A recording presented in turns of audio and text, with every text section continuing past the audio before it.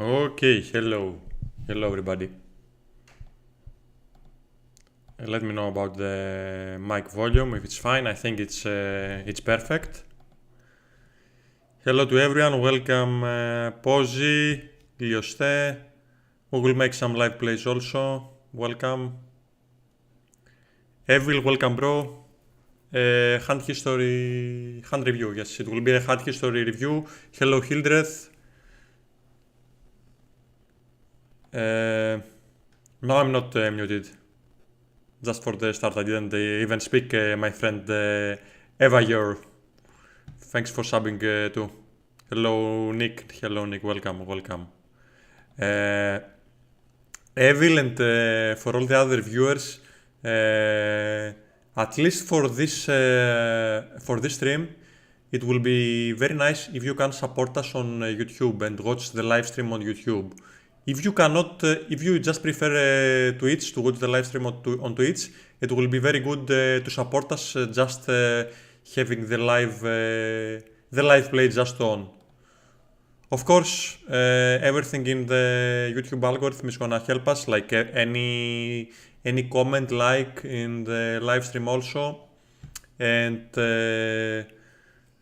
just to let you guys also know, every single stream from Twitch is gonna be saved forever on our YouTube channel. So, yep, feel free to give us a subscribe on YouTube.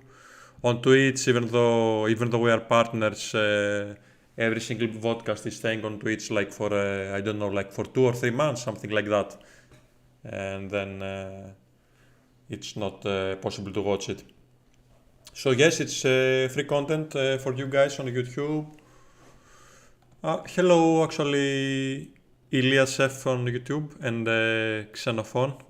Welcome, boys. I guess you are already from Twitch, but welcome everybody on YouTube. It will be a super nice support for us to have some views also on YouTube. Welcome, Nick, also on YouTube. Welcome. That's it. That's what I'm talking about. Give us a like also in the live stream here. Okay.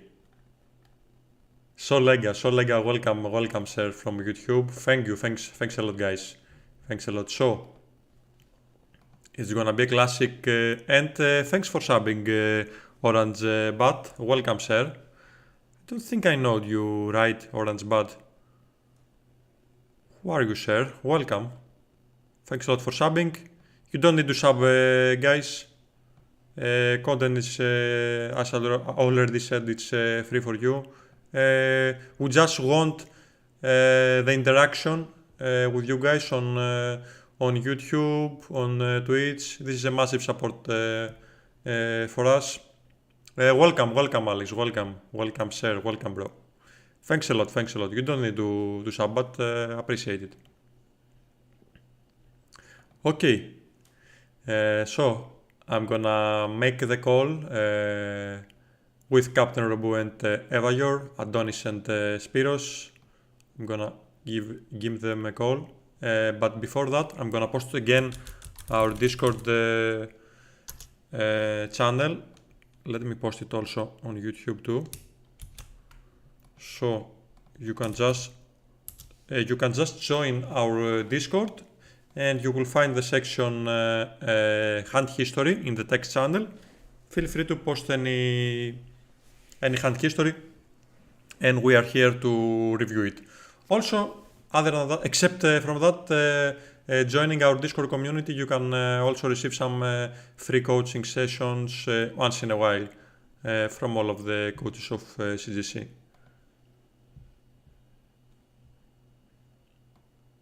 So, I'm calling.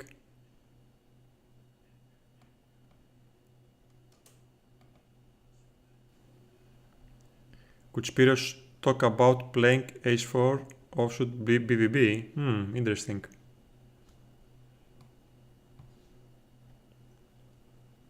Welcome. Hello. So guys, let me know about how you can listen Antonis and Spiros, if it's fine or not. Everyone. Hi everyone. I think it's probably okay. Spiros, you have a question already in the chat. Don't know. Yeah. Do you know who this guy is? Alpha is? No idea. Yeah, it's Urmo. Okay. I So see. it's just a troll question, I guess. Okay, I get it now. Mr. Urmo, Le- okay. Yeah, so for today we're gonna do hand history review.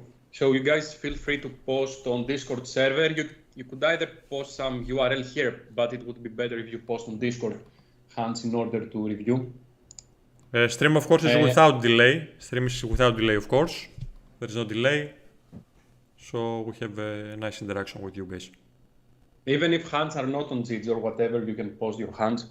We can review them. We already got some, but we will need more, I guess. Actually, we got hands, I see here. I didn't know we got that many hands. From what I see, we have like 4 hands. Okay, yeah, the other ones are from the previous stream, actually. Yeah. Okay. What do you want? Should we start? Yeah, we can start with the first hands. Okay. And then we'll see how it will roll. Okay. But yeah, the whole concept is like you will get an idea of what we think for each hand. And maybe sometimes, we're going to have different opinions on some other hands. So you can hear every single opinion from me, Metal, and from Spiros. So that's the first hand. Let me go on. You can check it from Discord. Yes, you can check it from Discord. Both yeah, it's better. Yeah, here. Okay. Okay, Metal. First one to start. Who wants to start actually? From the first hand. You're the host, so ladies first. Okay, you can start. I'm the host, so I'm the one that is gonna decide. You can start, Andonis. Feel free. Okay. Yeah, so here we don't know what state. Yeah, this is 50 ml regular tables. So we open from the cutoff with pocket aces 2.2. Big blind is calling, and he checks on the flop. So this is a flop where, in theory, we might have some frequency of check back, but in reality, I would never check back here. In general, pair textures, out of position player needs to start raising a tone here, especially when we range bet, because sometimes maybe solver says c-bet 80%. When we go from 80% to 100%, the counter strategy of out of position is to start raising more, trying to punish the fact that we c-bet more. Always when we c-bet more, out of position player needs to raise more. So yeah, here I'm gonna range bet for sure. And in general, like paired textures, especially when you play stakes up to 100, 200 NL, I would just range bet from every position, every pair texture, except if you got a reason not to. And what I mean by that is that if your opponent is like some very aggressive regular with good red line, high one so flop, etc., then that's a reason where you could start mixing up. But for example, here, out of position player needs to start raising something around, if we range bet close to 30% probably, which is never going to happen. So range betting will give, it's the best strategy here for sure. So yeah, we bet with a small sizing, which I like it, and always paired textures, even if you range bet or not, it's small sizing always. So we bet small, out of position player is calling here. On the turn, we see that he checks, and we go with this slight overbet here. Yeah, we're gonna bet for sure with our hand here. So he could have some queen X with backdoor equities, even king queen type of hands he could have in his range, but he's also gonna have 7x, pocket 8s, pocket 9s. He could even sometimes station something else. So yeah, here we're gonna bet. Also ace queen off, he could have in his range even though we block those. Sizing wise here, if it was paired to the deuce, which is pretty irrelevant, I would overbet. But here I wouldn't overbet because I kind of wanna allow also myself to bet even some pocket 9s or 10s. I'm gonna bet something close to pot here. I'm not gonna overbet because here, like if you wanna bet pocket 8s, that's kind of an overkill to go for a slight overbet. So I would go around pot here. to allow myself to bet those 8s, 9s. I'm blocking also, the 7x calling range from out of position.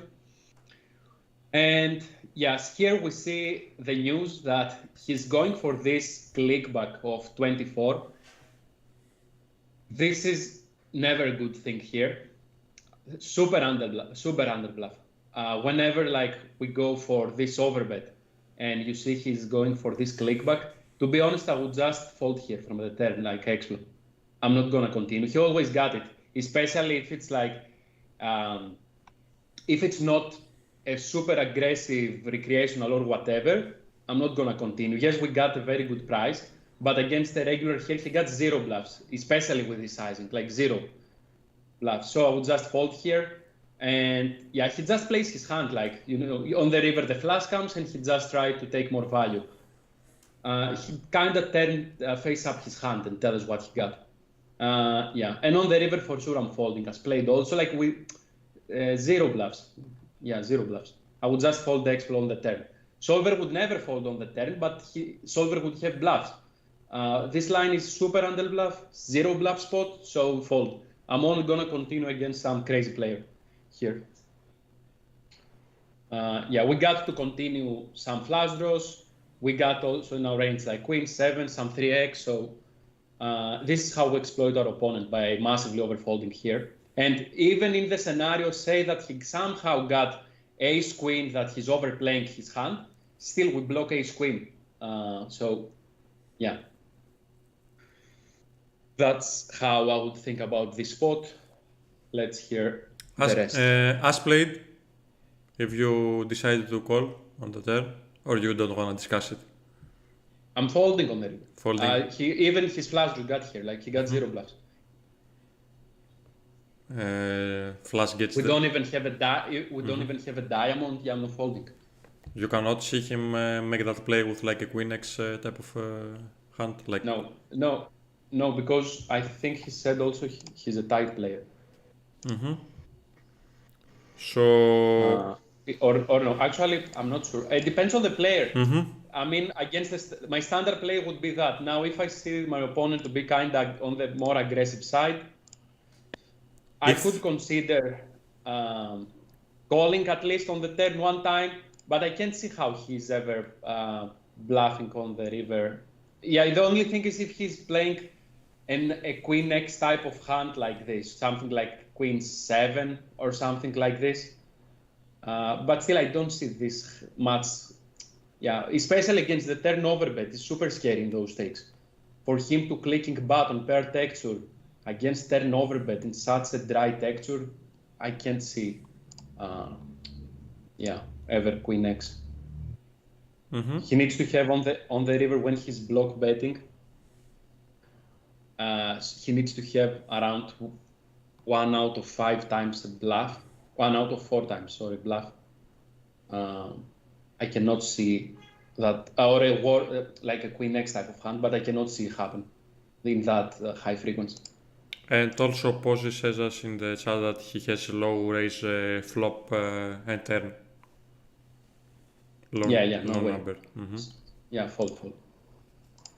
Spiros? Yeah, I agree. I think the mistake was made on the turn, but at this scenario, the mistake kind of helped us because we overbet where we should have bet 75% to allow, pocket pairs to keep betting 9s, 10s, all that Antonis mentioned. So when we overbet and get raised, it's even more underbluffed. It helps us a bit to fold easier. On the river, I understand why he calls. I mean, he sees 1/3, but if you see the hand in a bigger picture, like Antoni said, he doesn't have any bluffs, especially with the diamond run out. So, yeah, I kind of agree with everything said. Okay. For the flop, it can't be bad, though, to start checking some, especially some pocket aces. Yeah, for sure. In this texture, when the board is paired on the low card, the big blind has so many 3x, and it shouldn't be a range bet in theory, but you can range bet for simplification. In my eyes, Yeah. In my eyes, it's not only about the 3x. It's about also we're blocking also some of his calling raise, like some ace high type of hands, like ace jack. Even ace queen is flatting at this position. Ace queen offsuit, ace jack offsuit, ace x with backdoor, anything like that. We're blocking also some of his calling range. Yeah, and then aces don't need any protection, so yeah, they make a perfect fit for a check back. If we're playing versus a recreational, I would always I would most likely even bet small or check. Depends on the profile of the recreational. And versus a reg, you have two options, like simplify to range bet or start checking some combos and then aces surely can check. Exactly. Well, how I see it also, he could have like 8s, 9s, even pocket 10s in his range here, in frequency at least. So, yeah. But if we have check back, for sure we can check back pocket aces here in the, like rainbow texture like this. Okay. But yeah, that's like a classic. I kind of like based on my experience. So this is a line where it's super underbluff, like this paired texture, especially also recreationals do that a lot. So paired texture, check call flop, check raise turn. It's like a pattern super underbluff. And even like if he got a bluff 1 out of 10 times, still it's not enough for us to continue. I can see though the reason that Pozzi decided to call turn and also bluff catch river versus a weaker opponent, because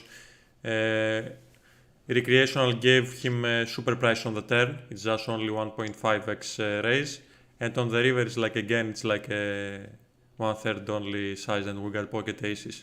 Maybe he's thinking that sometimes recreational is gonna do that like with a queen x type of hand, right?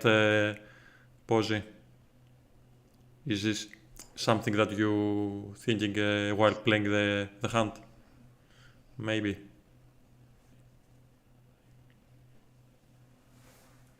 Yeah, But in my yeah, in eyes, general- like exactly what you said, but this is exactly what recreational wants here. He kind of wants, I'm not sure if he's a recreational, he wants to kind of milk you. This is exactly how he thinks. Exactly, yes. I want to give a good price to milk him. Taking maximum value with his play, with his gameplay.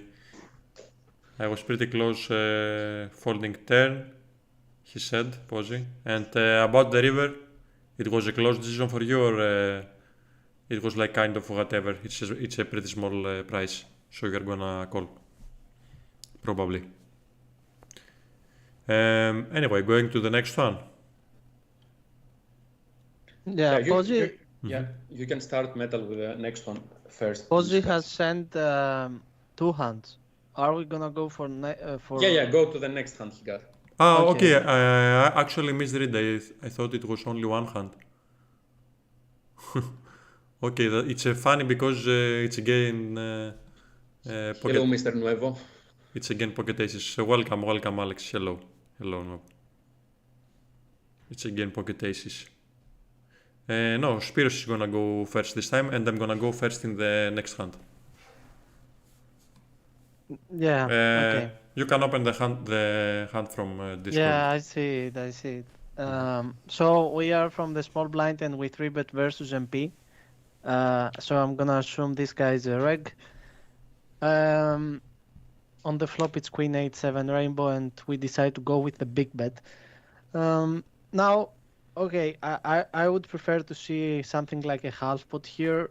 I don't know, like I feel like his hands are kind of put in the same spot when we bet half pot and 75% here. And when you want to use 75%, I would use it in some other textures, like for example a texture like Jack 9-3 with a flush draw, textures that you want to play a 2-street game, so play 75% on the flop, and then on the turn you can jump, you can check, or if the board is still open and doesn't close the flush draw.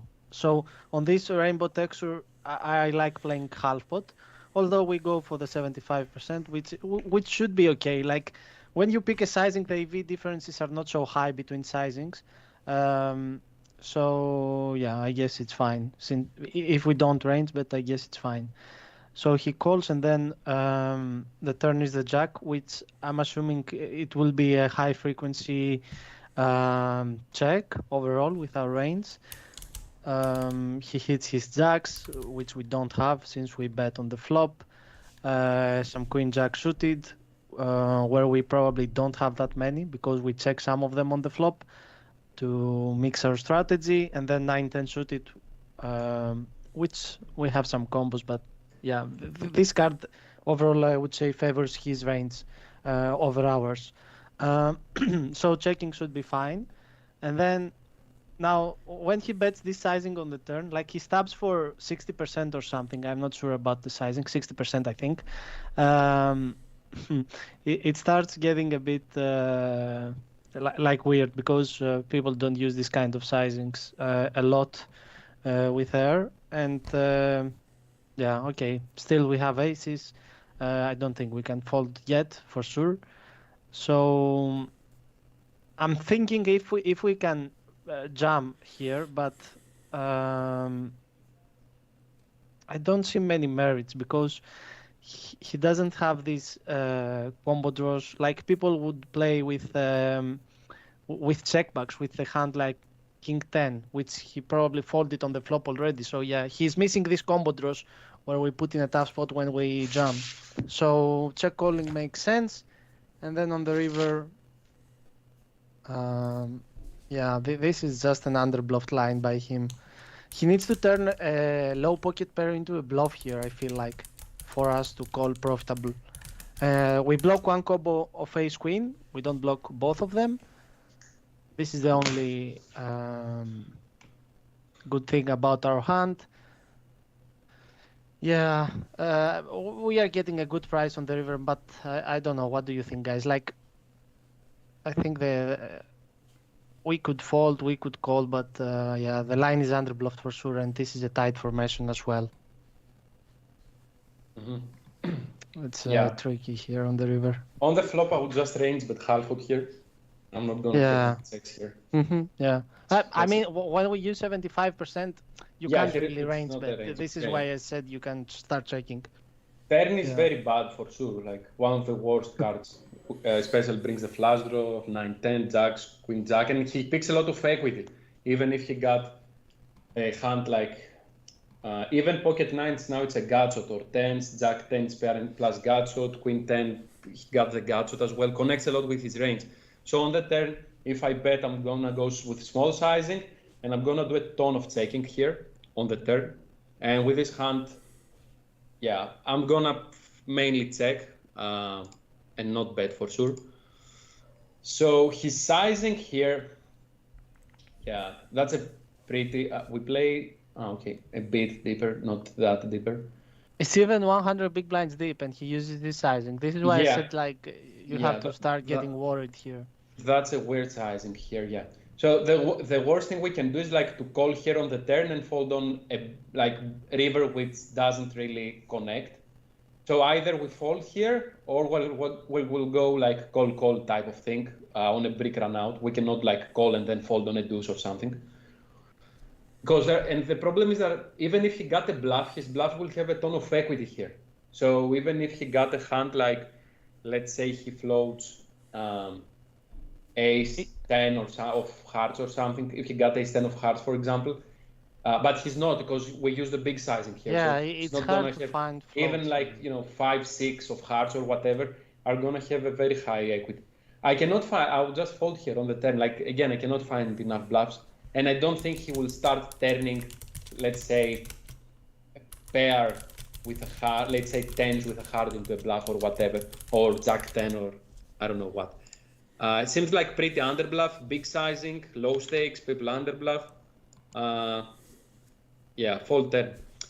In general, one leak that I see that's pretty common, it's kind of like falling in love with pocket aces, which kind of happened in both scenarios. Here on the turn, if I do something, I'm not calling. Like, calling seems for me the worst option. I'm either folding or jamming, especially without the heart here. But yeah, I lean towards just folding here on the turn. I don't think it matters if we have a heart or not. He bet. And I mean the shoot. Like Yeah, maybe he got like ace king of hearts or whatever. But yeah, I'm just gonna fold here on the turn. we check back these hands so naturally on the turn, so I don't expect him to bet that. So yeah, folding is fine. We have when we call, we have behind only 43 big blind more when we call 10. Yeah. I cannot see like paired river also. We're super doomed here on the river. That's like, actually pretty good. Actually, this is a pretty good hand. We can also make a vote in the chat in order to see what the chat is gonna do on the turn. Pretty interesting first and pretty interesting hand. Talk, Antonis, continue. Yeah, no, I'm saying on the turn, even if he somehow overplayed his ace queen, which I don't think he is, he still got here with his ace queen or king queen. If he somehow overplayed this hand, somehow he got king queen of hearts or whatever, he got here even with this type of hand. His only bluffs I can find here is some 5-6 or 4-5 of hearts. I'm not sure how often he's gonna open even this hand, like open call against the 3-bet. I remind you that's 50 NL, I don't know. It seems to me super underbluff. Yeah, Hildreth, yeah. Especially like if we bet half pot on the flop, I'm more okay with this line. But once we bet 3/4, we kinda force him to fold all the bluffs he could potentially have at this point.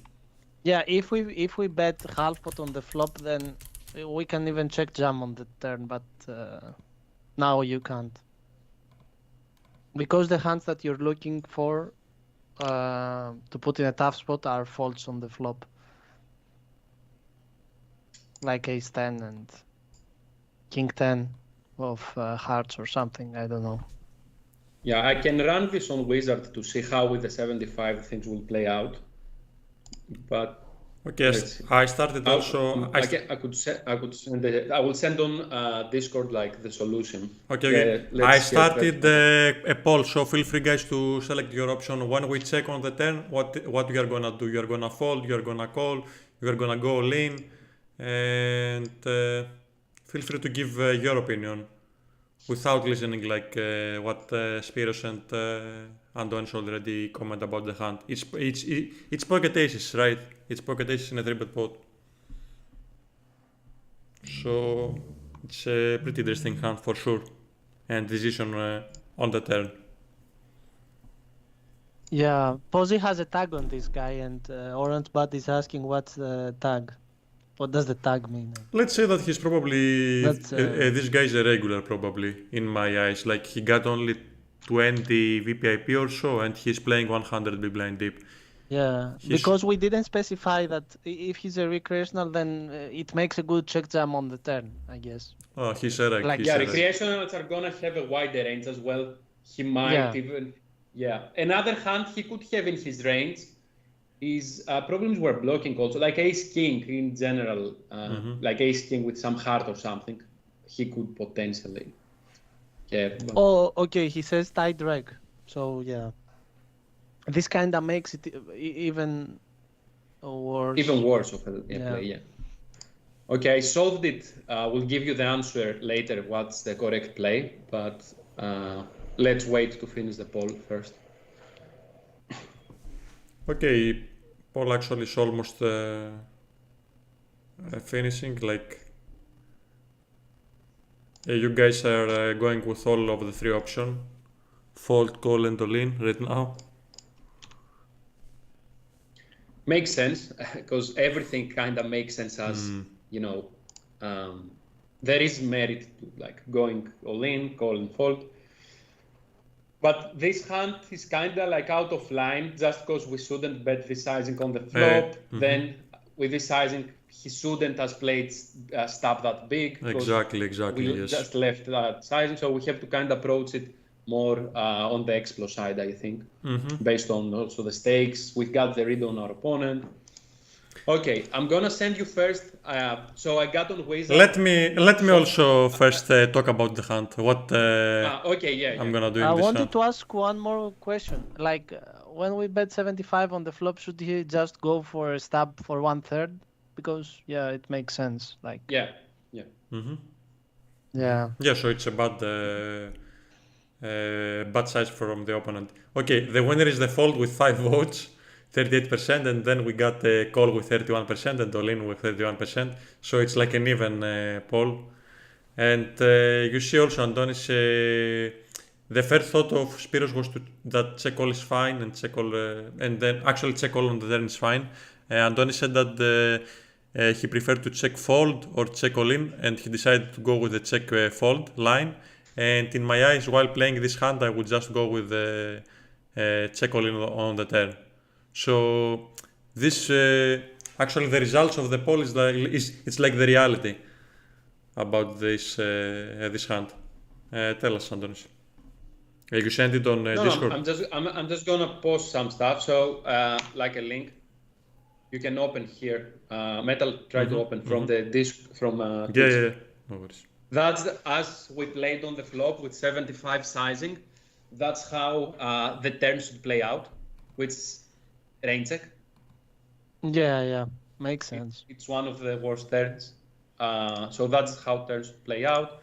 And then I got him to, I forced him to bet, not force range, but I put 50% as sizing, even though Solver didn't love this 50%.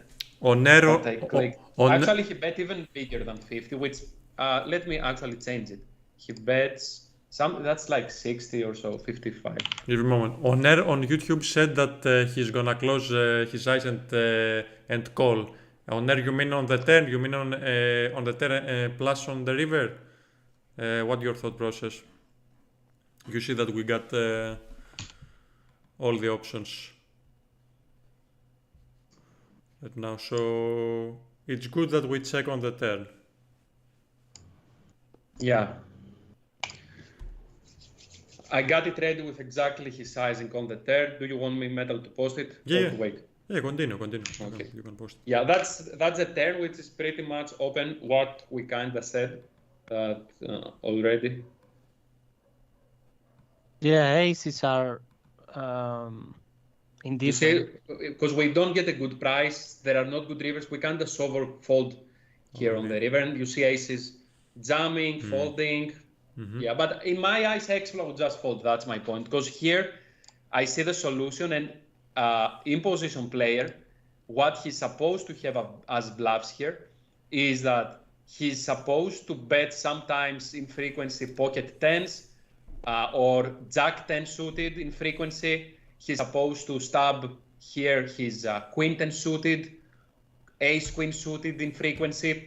I don't see this sizing with his hands. In reality, some ace queen off, ace king offsuit. Okay, ace queen offsuit, yeah, maybe, but I don't see him stabbing queen 10 or like jack 10 like this ever. So if I exclude these hands, just is gonna be pure fold here. And then, okay, yeah, pretty much that's it. When it comes to the hand. Check a moment also the questions from chat. Alex, about the VPIP, I just said about the VPIP 20 of this table. I don't know, like the whole VPIP number. The legit Smurf asks what when using Wizard I is bet 75 the best sizing to use on flop? 50% sizing and range bet, what I told you, like range bet, 88%, 50% sizing. Actually, Bas answered him and said 40% is the preferred size. Between 50 and 33, it makes it 40%. Yeah, I got my own tree building on GP Wizard where I don't have 40%. Yeah, if you put it on automatic, I guess it chooses 40. It's not automatic. I got range different, you have building, dynamic, everything different. I know. Hildred also responded that bet 50 used most here. And okay. Yeah, I will send this one, which, okay, what I will send, it doesn't make a whole lot of sense, but I'm gonna still send it. It's like, say that somehow we call on the turn, how the hand plays out on the river, but we shouldn't. either way. First, can you check also With the question from Uber Masta? He asked something. Yeah. Check a bit his question. says has only 0.2 equity. Isn't safe to assume that fold is better considered. Yeah. Fold. This is what I said. Fold. It's and this is EV, not equity. Equity is Yeah. That's EV. Okay, he means for here. Sure. But yeah, just fold is what I said. Okay, you post another one. Let me bring it. It's here. What is this? Tell us again. When we call turn, how we're supposed to play river, and you see here aces is folding if somehow we got it, but we don't. It's like jump or fold on the turn. We don't have aces. Yes, we don't have aces. He got only ace king of heart, ace king, and this combos. Henry asked about bet 30, bet 50, and check on the river. I mean, bet 30 on this flop doesn't make a lot of sense because you don't get fold equity at all. This is why it uses 50%. So the flop sizing should be 50. Yeah, in theory, the 33% is not that common sizing in 3-bet pots, like especially out of position. Like in reality, people are gonna just go crazy with 1/3 range bet. That's not a thing. Actually, I think that it's gonna be pretty interesting to see the spot again when size is like 50% on the flop. What is gonna happen in the turn? Yeah, I can do that.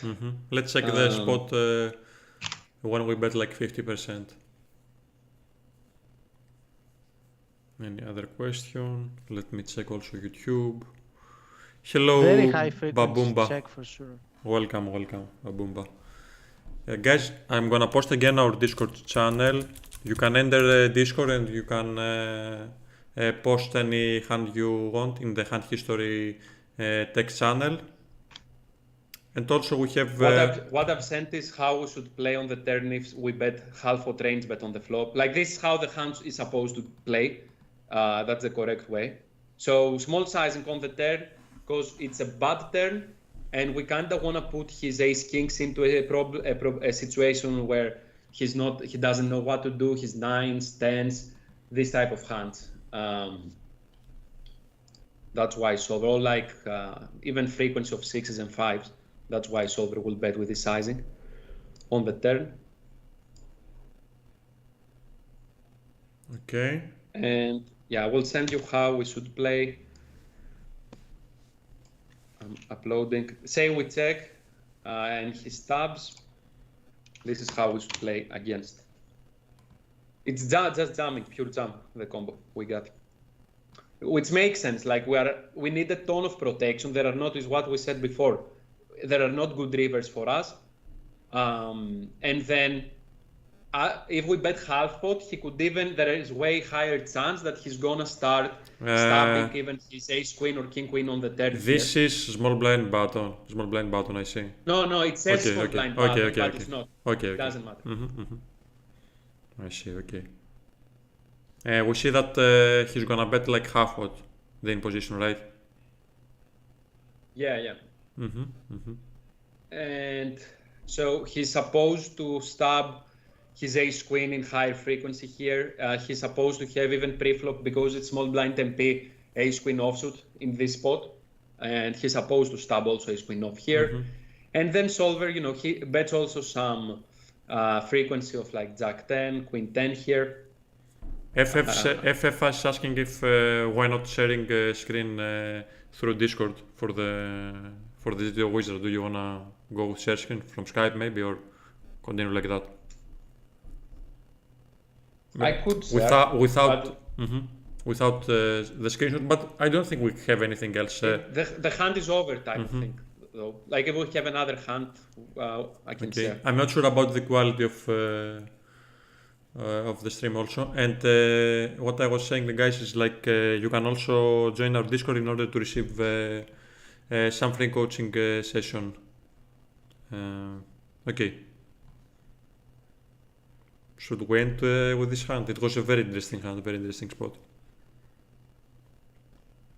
One more question. So even if he's tight reg, we still play bet 50 plus check all in versus 50% ask from Ubermasta. And my answer personally is that yes, I'm gonna bet 50 and... It gets way closer with this situation, but here, so what Solver says is that jamming against Solver, because Solver, always plays against Solver, not against 50 NL players, says that it's plus 7.89 big blinds. That's a lot. So if we fold is always zero EV, which means that if we decide to fold in theory instead of jamming, we're gonna not exactly lose, but not win 7.89 blinds. So imagine you play 100 NL, so you are living at the table in theory around $8 only in this hand. Which, okay, now if we assume that our opponent is tight, this number is gonna drop for sure. So it's not gonna be 7.89, it's gonna drop. But for us to decide to fold, the all-ins, the EV of the all-in, so how much money this action will generate, it should be lower than zero. It should be what we say minus EV play, which there is a big gap from going from 7.89 to minus EV. He needs to be insanely tight. So pretty much he needs to never bluff on the turn. If you think he's never bluffing, obviously we have to fold if his range is like 2 pair plus on the turn. Always zero bluffs means we don't have to do anything else with this type of hands, but just play super premium hands. Because at this point, our hand works kind of like a hand which needs to push around the equity type of thing here. Because he needs to have also some, as I told you, ace-king, which ace-king will have the gut shot. Then he needs to gut some 5-6 or 4-5, which is open-ended or a gut shot. So we need to push his equity. And in theory, he's supposed to, even if he bets half pot and we solve, he's supposed to call with hands that we beat. So he needs to call on the turn with a hand like ace-queen, in theory, when we check jam. He needs to call with queen 10, in theory. He needs to call with his like 6-7 of, 5-6, let's say, he got of hearts. Or, yeah, even ace-king of hearts, if somehow he get here with this hand. And we lose from 7s, 8s, 10-9, jacks, queen jack, queens. But don't think, generally, it's not a good plan, just think always how much we win or lose. It's a lot about how much money we got in the middle at this point. Because, for example, let's say that we play a 4-bet pot where the SPR is going to be stack to pot ratio, means SPR is going to be lower. Now, there are so much money in the middle where even with lower equity, we can kind of get it in. While when you go 3-bet pot, you need a bit more equity, single raise pot, even more equity. It kind of has to do with the odds and how much money are in the middle. Yeah. Any questions? Because so I see a question here. Says, are you guys working with MDA mass database analysis? I don't work MDA because actually MDA makes sense if you play on a specific site. If you multi-site and stuff makes less sense. And the higher stakes you play still makes less sense. I would say. Not that you cannot benefit, still, even at 1K, you can benefit a lot from MDA. I just don't go a lot with it. How much you better check if turn is a brick? Yeah, if it turns a brick, we could bet decent amount here, because nothing changes, right? We see bet our whole range for a reason on the flop, because it's a decent flop for us. So we could keep on barreling with a high frequency on the turn. And not 1/3. We have to go at least 60% or so in order to set a river jam. Yeah, I think 60% is fine. 66%. Yeah. Puts his... Something that Spiro said before, though, it's super important that a lot of times what I see, which that's a mistake, You go to Pio Solver, GTO Plus Wizard, whatever. And you go, and what you do is that many of you don't even have AI, which makes sense as it's expensive, the subscription. But if you just go to, even with AI thing, if you just solve the sim and you click automatic everything and you just solve, you get a super unrealistic output. You have to kind of make it as realistic as possible. For this to be realistic, you have to edit the ranges, the tree building. That's a problem that I see. And many times you kind of see a hand and you say, how is this a thing on solver? Like, I cannot see how this can be a plus EV move, because it's not a plus EV move, because that's like an imaginary scenario, what you see. Node locking also, it's important, the lower stakes you play. And that's why it gets tricky playing with solvers if you don't understand how solver works. It can make you worse player rather than good player a lot of times. And try on the flop to, for example, let's say we got two players. Player number one says that, you know, for me, I know every single sizing. Let's say 3-bet pot out of position in this scenario, small blind against hijack. I know in every single scenario what sizing I have to bet on the flop, and that's why I think I know a very good strategy. And we got player number two that says, I'm not sure what sizing to bet, but I know very well how to construct my range. Player number two is gonna make way more money than player number one, because the EV between sizings are very close between two sizings. So what the thing you have to study is how to construct the range. Not like if you bet 50 or 75 here, yeah, it would be a mistake if you bet 75 and you bet range. Yes, that's a mistake. But if you bet 50% and range bet 75 and mix it up, that's super close in terms of EV. The loss that you're gonna have is minimum. It doesn't matter. What matters is how you play your combos. I'm not saying to go all in on the flop, obviously, but 50 and 75 are very close in terms of like sizings. What will make a difference? Like, okay, if you say to me, compare 33 and 130. Yes, that's a big gap between sizing. It's 4 times the sizing. Now 50 and 75, it's very close. Yeah, that's all I had to say about what Spiros discussed before. Do you guys want to add anything? No. We're good to go to the next hand. Mm-hmm. Yeah. Okay. So the next hand is from Solega. Solega already give us a comment on YouTube, so let me know if you are here, Solega. It will be nice to discuss for this hand with you. So let's open the hand. Okay, now it's my turn to comment for this hand.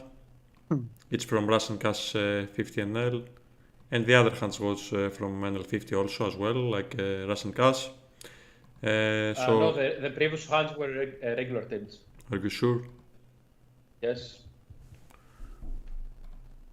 Okay. Reg tables, okay. So you said that it is versus unknown. Okay, you are here on YouTube, right? Nice. It's versus unknown, but it will be good also when you are playing versus an unknown to check how many tables he is playing when it's about Russian Cash. So if your opponent is unknown and he's also playing one table, then it's gonna be a good reason your opponent to be potentially a fun player. If he's playing like 3-4 tables, probably he's gonna be a regular. You can also check some other stuff, how many big blinds he's playing starting the hand, what size he's using. If he's playing under 100 big blind, probably he's gonna be recreational. You can have the assumption that your opponent is recreational. And you can also check some stuff about the size that he's gonna be using, like the RFI, the 3-bet size, and that type of stuff. Okay, now going to the hand where we open 2.2 from early position. Our opponent 3-bet us to 8 big blinds. We go ahead, of course, and 4-bet with pocket kings, 21.5 big blind. I think it's an okay size. Maybe we can go a little bit bigger, 22, 22.5, but 21.5 is it's also fine. So flop is queen high, 3-4 queen, rainbow. Pretty okay to bet on the flop. You go ahead and bet 1/3. You can bet also 1/4 on the flop. It's fine. Okay, opponent call. Pretty standard for the flop. On the turn is a 6. Like in reality, I cannot see our opponent to 3-bet a lot here with shooting connector stuff like 5-6, 6-7 and all this stuff. And even if he decides to start 3-betting this type of hands, and of course he's gonna call versus a 4-bet, it's not that on this turn he got nut advantage or anything. So I can see a pretty clear double barrel on the turn. It's good, it's fine. It still doesn't break even a flush draw on the turn. So we go ahead and bet 1/3 on the turn. River is a total brick, it's a 4. And it's only 39.4 big blind. There is no other option than shoving. Pretty standard. This time opponent got like pocket fours, which he shouldn't, at least in theory. So you can imagine that this guy is probably recreational, or maybe a weird type of reg. It could happen, of course. Some random type of reg. Maybe he rolled one pre-flop and 3-bet fours. Exactly. Okay. What about the turn sizing? I think 25% could work better overall. Like, don't leave much behind for the river, and then you put his jacks and tens into a tough spot, even with 25%. I'm laughing with the legit Smurf rolled one for total spaz. He loves with it. Yeah. Actually, yeah, it's like a kind of standard hand, at least from our side. From the opponent side, it's like a never type of a thing to do while playing. Anything else to add from Andonis or Spiros or someone else from the chat wants to ask anything about this hand? Yeah, the hand pretty much plays. I think it's a like standard. Just go quarter on the turn. And yeah, if you want like... to mix, sorry, go ahead, Adonis. What do you mean on the flop? No, on the turn, on the flop it's a range bet. Yeah. Easy range bet. On the turn, I was gonna say that if you want to mix some aces and kings, then aces will check more than kings. Yeah, I mean, yeah. You have to play. You have to play kinda with combos here. So that's I was gonna say that these kings, if you're about to check some kings, these kings make sense because you block king queen continues. Like if you have a spade with a king with a spade, makes more sense to bet. I guess I'm not sure, but it's the only reason. Block calling range. So we wanna have spade in our hand here, either with aces or with kings. If like having a spade is a reason to bet here, in general. And when it comes to our bluffs, you see on the flop that there is a heart, a spade, and a club. So he's gonna float heart, spades, clubs. Spade and diamond will be a good combo. Blocking toppers, blocking also his float, king jack type of combos with backdoor. Yeah. Spade and diamond is a good bluff on the turn. I agree, especially on this rainbow turn. But yeah, this is gonna be a very low frequency check. Yeah. Well, one thing that Metal didn't mention before about players is what he said exactly about. Don't just say that's an unknown player. There are you could find things to work on in order to see if he's recreational or not. Also, I'm gonna take a look on country flag. So that's Indonesia. What is this? That he's playing. So guys from Asia usually are gonna be way more random and spaz around compared to if you see someone to be from like let's say, especially from Eastern Bloc or Belarus or something. There is not a single fish on Belarus. Yeah, that's a good sign as well. I agree. And you see what I mean by getting out of line. Here he ended up having pocket force. Just kind of the perspective towards the game from these guys in Asia, it's completely different. They're gonna do something super random, even if they're regulars from time to time. This is Luxembourg, by the way. It's not Singapore, but okay. Okay, yeah. It has an extra blue line on the board. Yeah, even Luxembourg, it's a rich country. Like, it doesn't make sense to play full-time 50 NL in Luxembourg. Like, people are gonna be fishes. Yeah. Babumbas also sells the GG Cares. He mentioned about this hunt that he got some tips. It's not even Netherlands. We have to do coaching for the flags. Are you guys sure? Because Luxembourg... it's like kind of covered here, the flag. We cannot see the flag. Yeah, that's why I cannot see.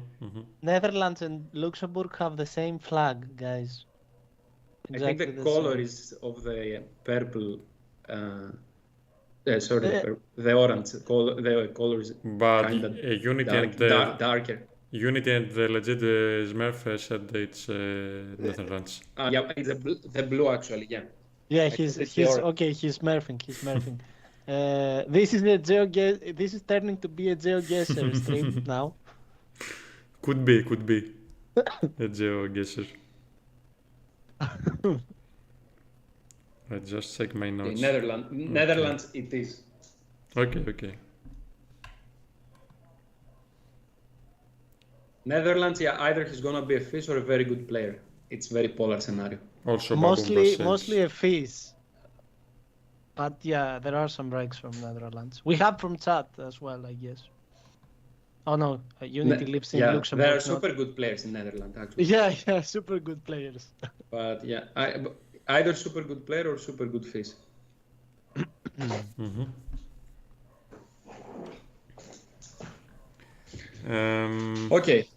Okay, going to the next one. Roll. Next one, let's see who posted. It's Keep It Cool. Let us know if you are in the chat as well. Keep it cool. If you wanna post anything. It's a hunt from 50NL rec tables, and it's a turn of Andonis to start commenting about the hunt. Give me a second. Okay, it's here in the Twitch chat as well. Let me check if you post anything in the hunt history. The only stat that you post is like it's versus a regular hunt. Okay, so we got ace-5 suited from the button. We go for the open. Opponent is still betting, goes to 13 big blinds. This is a hand that could mix also 4 bets here pre-flop, around 25 to 30% of the times. This time we call, which is completely fine. And we go on the flop. So our opponent starts with a check here on this flop texture. That's a flop that I expect, especially in lower stakes, people to bet a lot. Even though Solver is not gonna range bet this one, as you know, it's pretty wet. Even though like there are so many overcards to come, gut shots in the board, flush draw on the board. This is one of the flops that I talked about before, 75 and shove situation. Yeah, 33 makes no sense here in my eyes. So mixed strategy and size up makes a lot of sense. Try to put pressure to his draws. Yeah, so he decided to check. Maybe he's gonna use this strategy, but most of the times in this type of textures, I expect the 15L players to just range bet, to be honest. And we start here with a small sizing stab. So we got a hand which can easily bet fold. We don't hate to bet fold with this hand. We got over, backdoor. Yeah, ideally here we want, of course, have spades. Then clubs make sense with a backdoor flush draw. But how Solver works is that Solver is gonna barrel also some hands like this, where we kinda don't mind bet folding, and we could hit like an ace or a backdoor straight draw or whatsoever. It could be a frequency. It's not like usually. I would say that could be a frequency stab. I like the sizing, the 1/3 sizing here. Actually, here he goes kind of smaller than 1/3. But yeah, I would go 1/3 here, not quarter. This is more of a quarter sizing. I would go 1/3 with this hand in some low frequency. Probably we could bet it. We don't want to bet, for example, ace, queen of hearts, because we hate bet folding against the ace. This hand, okay, we could bet fold easily.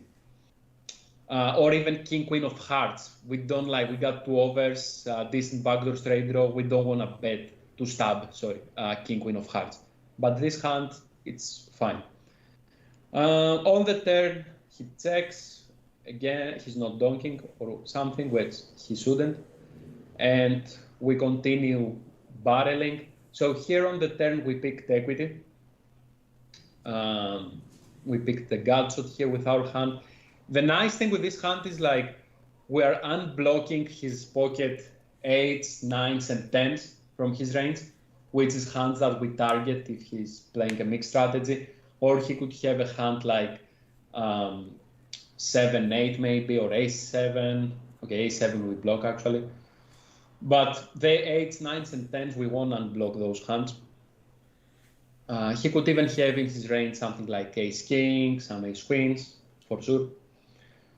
So we bet. Again, this is not something, it seems like an okay line to me so far, but in frequency, it's not like I would always do it with. And with our hand, yeah, blocking also the occasional trap of pocket aces is good as well. Here we got nut blocker also with a 5. Yeah, as played, we have to triple barrel this hand. Maybe I would size slightly down on the turn to allow myself to bet a bit wider. And then, yeah, on the river, I would jump here. He's calling with his pocket 10s. Okay, yeah, that's a hand that, you know, I could see opponents go. That's actually a river where people station a lot when the river pairs the board.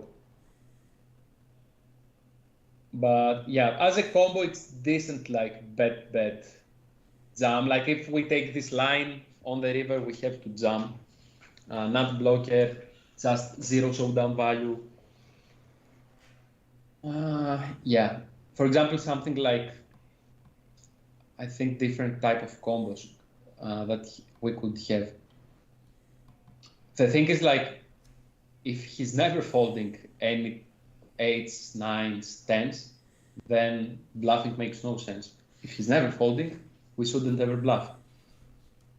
Yeah, but it seems to me like a low frequency line type of thing. I don't hate it. Yeah. So it's probably gonna be long run. It's gonna be a bad gameplay probably. You see, like Mahogany already said that he got snap called on the river. So yeah, I see. He didn't take any time. The clock didn't ring here on the river. Yeah. It depends a lot again, I'm telling you, on the opponent, like what type of, how he constructs his range and then how he's gonna call down on the river at this point. Like if he's never folding any type of pair, then we shouldn't triple barrel, obviously, with this hand. 9-10 makes sense blocking these 10s and 9s as a bluff. But then the spot is, if we never bluff hands like this, we underbluff for sure, but it's fine. If he's not gonna fold enough, then it's fine to underbluff, I would say. Because in theory, he's even supposed to go, as played on the turn, he's supposed to have even a hand like ace-3 or something like 5-6, ace-6 maybe, even frequency of ace-king.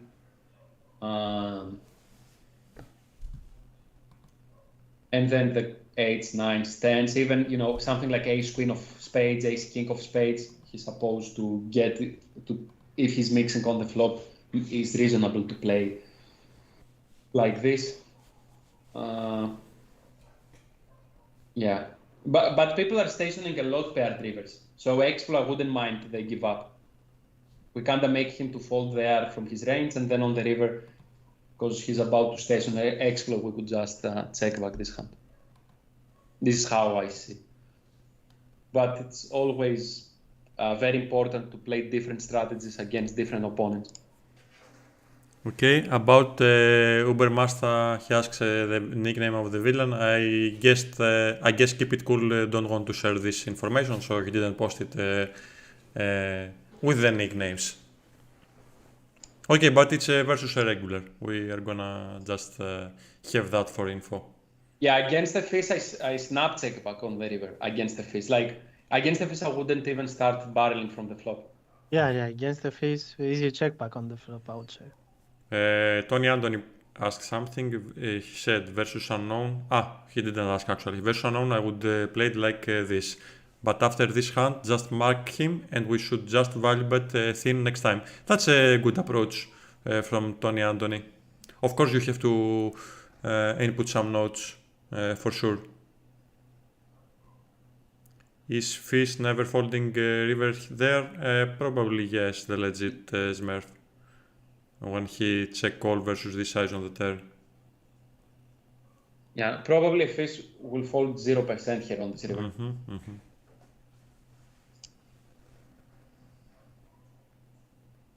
What else Ubermaster says? I think it's good that Hero is capable of doing this plays. It's just that unfortunately not versus this opponent. And I agree also with what also FF15 said in the chat. Spiros, do you want to add anything for this? Do you want me, guys, again to do the GTO? Yeah, let's go. Why not? Yeah, Arsenal will snap you off with ace king, like Henry said. No, I don't think I want to add something. Like, I like the bluff on the river, but after that, taking a note would be useful, I guess, to know who you're playing against. Because I don't think tens would call here on the river. We will see in the sim, but I don't believe that it's going to be a call on the river with tens. Yeah, so let's go quick. Flop, we are correct. It's like a mixed strategy, 67% sizing, says the solver. Wait, are you going to share your screen?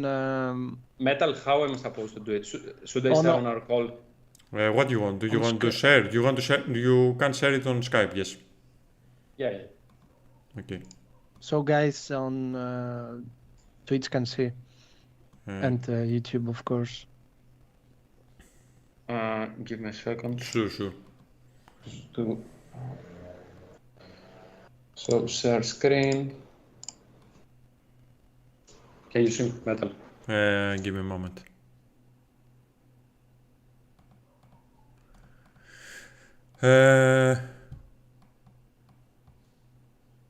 I actually cannot see. Maybe it's a bug. Maybe it's a bug from Streamlabs. Close the search. Now I see. Go back to the GTO wizard. Maybe it's laggy. I don't know. Go back to GTO wizard. Yeah, right now we see this Twitch. Yeah, now we see. No, I don't, because it's laggy for me, I think. I can see like now GTO wizard, but it's gonna be super laggy. What do you guys want? Try it and we'll see how it works out. Okay, it's for sure laggy. You can see now from Antonis' share screen. Much better than screenshot, but it's laggy, unfortunately. Okay? I don't mind. I can share the screenshots, whatever. You can start, Antonis. We can see like the... Yeah, that's the flop strategy from big blind against the button. You see size up 67 from out of position is what I told you. Like you see ace king of spades, he's supposed to start taking here on the flop. So tens, it's a hand that it's pure taking here as villain. So we check. That's the imposition strategy. What I told you, 33% raw hand, ace 5 of hearts. You see exactly how we described it as a frequency barrel stab here, you know, on the flop. betting around 40% of the times. So we go for the stab. Our opponent's supposed to raise 8.8%, and yeah, he starts with a call. What was the turn?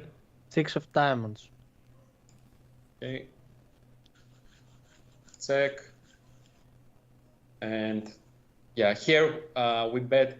Actually, solver decides to bet to continue with bigger sizing. I thought it would go like 60% or something, but it goes 75. And our hand is a pure barrel here on the turn. You see, ace-5 goes pure as a barrel. Mm-hmm. You don't want to barrel ace-5 of clubs because you're blocking his folding range. And actually, villain is supposed to fold mainly from the turn his combo, pocket tens. That's interesting. And then we see what's his. Let's start thinking here his continues from this point. So, yeah, once we bet here, his continues are supposed to be. The thing is here, his continues should be queen 7, which in theory it should be, or king 7, a low frequency 3-bet, but I don't think in game he's gonna have this type of combos. So his continue will be ace, very low frequency aces, which is good that we got also the ace and we block it. Yeah, we block for 5, which is good. And then he's gonna continue with like some 7x, like king 7, queen 7, 7-5. But that's how, in theory, the spot is supposed to play pre-flop. In reality, I don't think people will have this type of combos, which is bad because it's the hands that we're targeting on the river. And then some frequency of 10s. You see how pocket 8s and pocket 9s folding here from the turn and is not gonna be continue. Actually, ace king is never, yeah, because here it makes sense because we go 75%, which is a big sizing. So ace king is never gonna continue against this big sizing. And he even got some other flush draws here. So let me just go and include the spades to show you. That's all combos with a spade. So ace-9 spades, ace-10 spades, ace-king spades. He's supposed to have. So he called. And river was like a 7 of hearts. What was the river? Clubs, 7 of clubs. Yeah, it's good that we also block a 7 of hearts now. You should erase the donk now from small blind. I got donk. Yeah, I got donks. I got only on the river. Yeah, let's assume he's never donking. Because here in this sim he got 7x decent amount, so donking makes sense. And our hand, yeah, it's fine. You see, it's what I told you exactly from the beginning. It's a frequency play, which makes sense. The combo is fine. We got blockers to aces, to 4-5, zeros of down value. So it makes sense as a bluff. But you know, again, if he's not folding, because here in theory we generate fold equity. 1 out of 3 times he's folding. Pocket tens, you see, with his combo, he was supposed to always fold, but he's calling his combo. So if now I node lock that, you know, he's not folding this type of hands, because, you know, our opponent potentially is ever stationing 8s and 9s. So if I node lock and I say, you know what, he's not folding this type of hands, what will happen is that we're gonna underbluff a lot. And then we're gonna go way thinner for value, which is, I think, what someone said in the chat, that yeah, we have to go way more value heavy. Okay, anything else? Yeah, there is one more thing. It's one more problem on the sim here, because people on lower stakes will not have ace-king of spades here at all, I believe. Because if they are mixing on the flop, they won't start mixing by checking ace-king of spades. Yeah, now, yeah, but we never know. The thing is, there are so many combos, like on the flop, it's 0% chance we can construct our range. Maybe this opponent is just checking 10s, and that's it, game over, you know. And that's why I'm telling you guys, it's so different solver from reality. Maybe what is happening here in game is that our opponent is only taking 10s or maybe pocket jacks, I don't know. And in this exact scenario on 6 turn 7 river, we got 0 fold equity. 0, exactly 0. And his range is 10s and jacks and nothing else. It could be the case. You never know. That's why I'm telling you it's important to put our thought process in line and not just copy solvers most of the times. Because yes, here we see an output from solver, but solver generates fold equity. If we don't generate fold equity, the output goes to the trash. Yeah. And everything starts with preflop, because he was supposed to show up with some 7x. Now on the river, the 7, though, it's good that he's not going to show up with king 7 or something. But I mean, in general, the first thing you want when you make sims, the most important thing is the preflop range to be as close in reality as it can. Because here, if we go with GTO Wizards original sim, okay, I will go because the ranges will be different here for out of position. If I go with just Wizards, so I change and I go, for example, button, fold, big blind 3-bet, and button call. You see what is going on to Wizard. First of all, like this random king 6 is going on here. And even from big blind's range, you see how nobody will play this range like that king 5 frequency, then fold this one, fold this one. And the thing is that this is a solution of GTO Wizard. There are other solutions.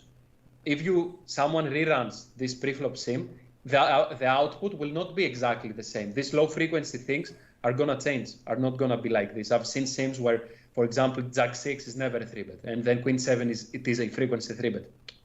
That's why I'm telling you. You kind of have what I do is like I do it how I would play. I put my range how I would play it. But you could adjust and fix the ranges pre-flop if you play against a tighter opponent or whatever. Okay, I will stop the share screen now. Because I see also that it's kind of laggy.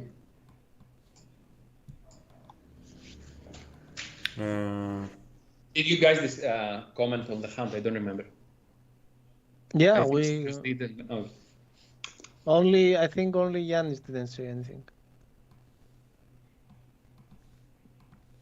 Yeah, going to the questions in the chat. Yeah, I see here a question says how should you construct your preflop range if not using the GTO preflop ranges here? I got different ranges. I don't have the GTO Wizard ranges. There are some problems with these ranges for sure. Like first of all, the sizings are very big when it comes to 3-bet. So for example, you see BVB goes in from 3 to 10, then 4-bet sizings are very big, especially if you go deep stack. Actually, it goes insanely big with 4-betting out of position. So if you open to min open and he goes like 7, it 4-bets huge like 30 or something, which is insanely big. Also depends a lot because here there is some cold calling from the cutoff where in reality people will play 3-bet or fold and affects the sim. Small blind, some cold calling, which affects again the sim.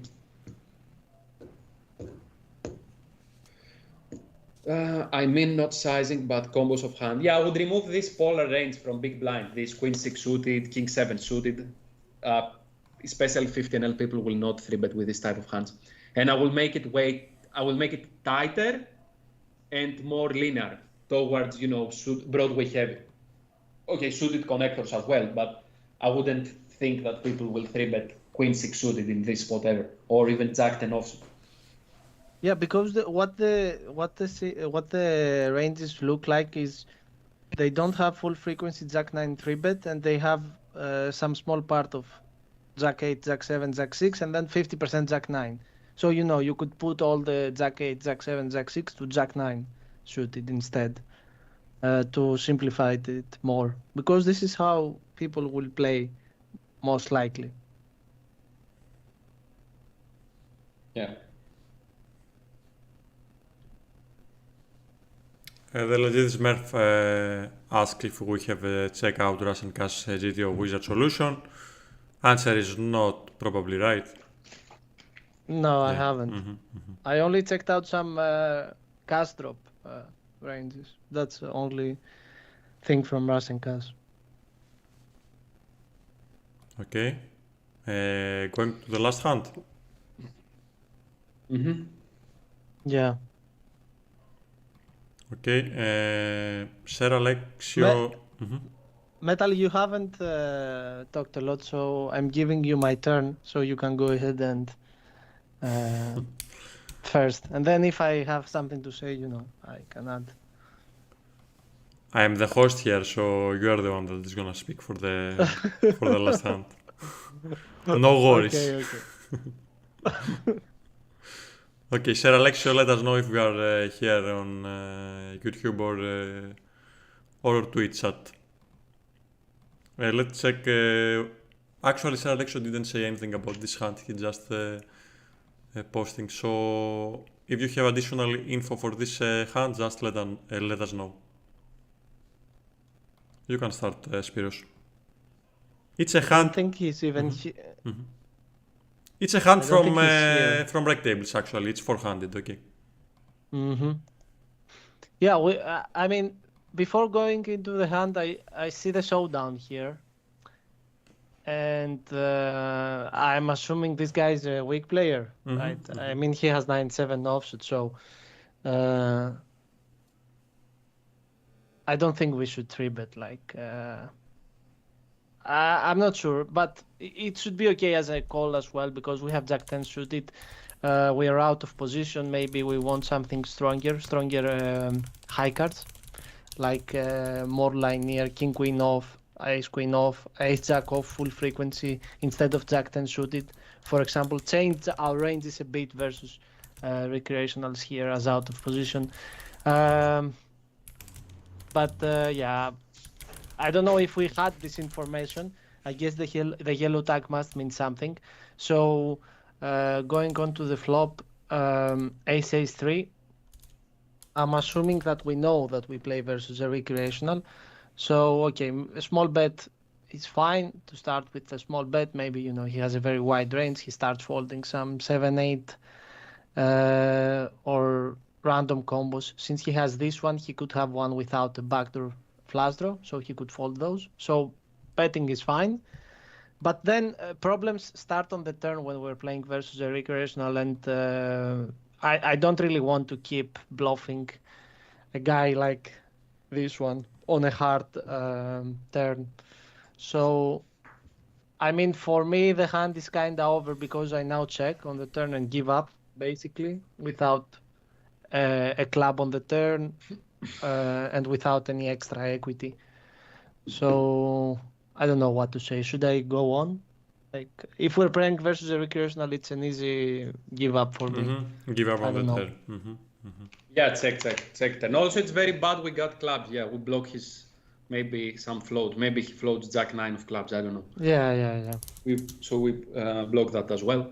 We need some extra equity. To continue versus the recreational. Versus the regular, it should be an okay bet, but the sizing is not good, in my opinion. Because on the hard, already, if we are range betting the flop, we need to tone it down a bit. So not bet so much on the hard, because he has kind of an advantage on flushes, although we have full houses. But yeah, it makes sense to start checking a bit more. So when we bet, makes sense to use a bigger sizing, more polar, to start repping flushes, full houses, and then some ace queen, maybe. So yeah, I don't like the sizing on the turn versus the reg as well. And I think here versus recreational, even when we continue betting on the turn, I cannot see the recreational even folding an ace-x type of hand on the river when there is even fourth hard comes. Yeah. But we bet like 1/3 on the river. I don't really like it. So if the yellow tag means recreational, we should be careful here, because we already know that he's a recreational. We should be playing a bit different than this to exploit the opponent. Yeah, just it's interesting though that you posted this hand, because you can see yourself that it's probably a bad, let's say, played type of hand. So it's pretty good that you posted in order to receive some input. And also on the river, like it's the recreational here will have, I give an example, pocket fours with a heart. It's kind of like we tell him, go ahead and call us with like pretty much your range. Yeah. It's kind of we milk him, but we milk him with a bluff. Yeah, if we have an A6, I guess it could be fine value betting still, even lower versus recreational. But yeah, this can't be a value bet, I guess. I don't think he's value betting now. No. So yeah, it's kind of yeah, a wrong sizing bluff, we would say. But yeah, better check the turn and avoid all this situation.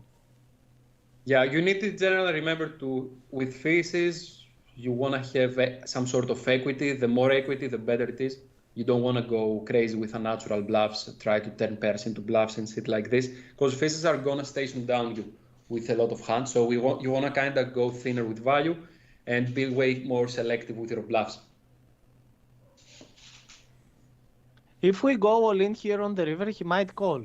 Yeah, for sure. Like most of the times, I think he's calling this combo. Like he calls the flop, he calls it. I see the frustration from Hero, because you see here on the river, he kind of took time. Yeah. So he was kind of frustrated on this hand. There was a confusion. I think Metal is better with this kind of hands because he likes to inject a lot of logic when playing with faces, so he could also share his opinion. Yeah, just giving up on the turn, but if for any reason I'm gonna go with it and bet on the turn, I think it makes sense to go with an all-in on the river and not with this 1/3 type of bet. I don't really call you even with an ace. Exactly. With an ace, he might call. Like put pressure to fours with a heart, an ace, stuff like this. Not really fan of this hand, but it was a good one to see, to check, to see the mistake. Yeah, if you don't share this kind of hands, you're not getting better. Basically, you have to share this kind of hands versus recreationals to see what are you doing. For example, that's a way better hand than the pocket kings. Like the pocket kings against forehand, it was just a cooler, like nothing to gain from this hand. Yeah. This hand, yeah, I agree. And many hands you play, you lose the pot. When you play your hand correctly, but vice versa, sometimes you win the pot and you play your hand terribly. So don't just go and look how big hands that you lost. It means nothing. Maybe you play good and you lost, or maybe you played, in a different way. I mean, it makes kind of sense though. Like, how many times have you saved the hand where you bluff catch versus a recreational, but you won? So it's not very frequent, Most of the times you just go and play the next hand. You don't really, you just bluff. Sometimes I'm marked. Yeah. We have a interesting question from YouTube from Baboompas. He tells that assuming same pool and stacks, would our play change on MTTs in a scenario where there is no ICM at all? And what do you guys think? Actually, about pre-flop, of course, in the MTTs we got like the antes, right? Yeah, it's completely different. And there is no rake. But yes, if we 3-bet with this combo pre-flop, then jack suited. Actually, yes, even ranges are different, right? Even ranges are different. Even though we're playing like 100. This combo, yeah. This combo would call more in the MTT, I guess. I don't know. I'm not really sure. It's like a. I don't know. The answer is depends on the stack depth. No. He said that we're playing same stacks. Same stacks, yes. It's for sure. Even in MTTs, that's a 3-bet. 3-bet. I think too. It's a 3-bet. I'm gonna 3-bet it. Blinds deep for sure. Comfortable. The post flop depends a lot on how ranges are constructed. But here, my thought process would not be that different. Like the ranges will be a bit different, but not crazy different. He needs to call. Will have wider range. He needs to call more on MTTs, right? Yeah. Versus 3-bet He probably. gets better price. Yeah. Better price because of the Andes and... No rake. And here the rake, guys, is huge on GG. Be careful. I Huge rake. see. I see also like from MTTs guys playing 100 big blind deep, not taking the good size pre-flop as the big blind here as a 3-bet size.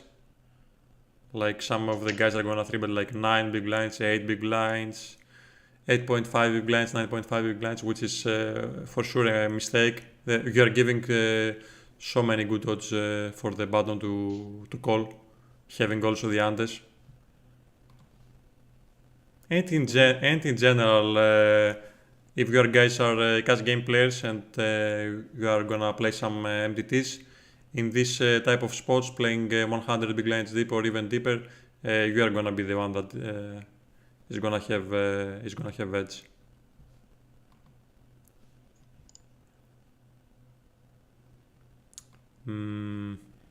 Anything else? Hildred said that in MTTs a lot of edge is later on in the tournament, so if you go to 100 big blind, I would try to preserve chips when there is a whale like this on your table. He's gonna give it away to you.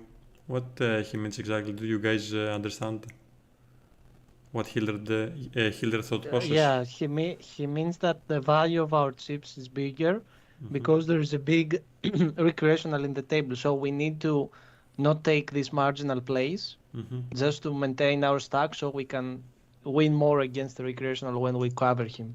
If there is a recreational, right? Yeah, if there is a recreational. Because then we are left, with 50 big blinds and the recreational has 100 big blinds and we can't double up through him. That makes sense, but if there is a combo which is a pure 3-bet, are you gonna just call it Hildreth? And let's say that it's not a value combo. So let's say that 10 jack suited, it's always a 3-bet big blind versus button in an MTT 100 big blind deep, which I'm not sure, but let's say that it is. Are you gonna always just call pre-flop because of this reason? I can see your thought process. It's a good point, basically. It's a very good point. Like if you got like even more recreational at the table, if you got like 2-3 recreational, it kinda makes sense, especially in the live tournaments, right? Where you're gonna probably have a soft table. So even though GTO says always 3-bet this combo, playing 200 big blind deep, it's not gonna be bad to force variance and play and go in a spot like where both you and your opponent is gonna play good, but you are gonna one of you guys are gonna lose significantly amount of chips in the spot. So what he said, from pre-flop, I would 3-bet this for value in MTT. Okay. If he's gonna call 9-7 off and use a smaller sizing that you said not to use, because if he isn't folding this, then just size your hand strength. Okay, this is for sure a recreational. It's not a regular. But you can call too and pot control. Okay, actually we're not like the specialist here in the MTTs, of course, in order to give you the best choice, the best strategy.